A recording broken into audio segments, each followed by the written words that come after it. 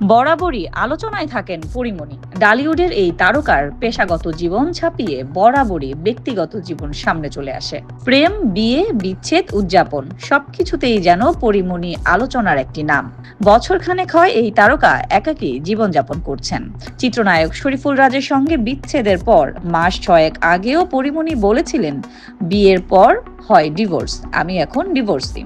আগে কখনো কিছু করতে মন চাইলে করে ফেলতাম, প্রেম করতে মন চাইলে করতাম, এখন আর প্রেম করতে ইচ্ছা হয় না। পরীমনির এমন ঘোষণায় 6 মাসের মাথায় নতুন প্রেমের সম্পর্কের কথা জানান দিলেন, তবে রেখে দিলেন রহস্য। কয়েকদিন আগে ওটিটি প্ল্যাটফর্ম হইচয়ে মুক্তি পেয়েছে পরীমনি অভিনীত রঙিলা কিতাব। এই ওয়েব সিরিজের জন্য প্রশংসা কুড়াচ্ছেন এই তারকা। রঙিলা কিতাব নিয়ে যখন পরীমনি আলোচনায়, ঠিক তখন এই তারকা জানালেন তিনি আবার প্রেমে পড়েছেন।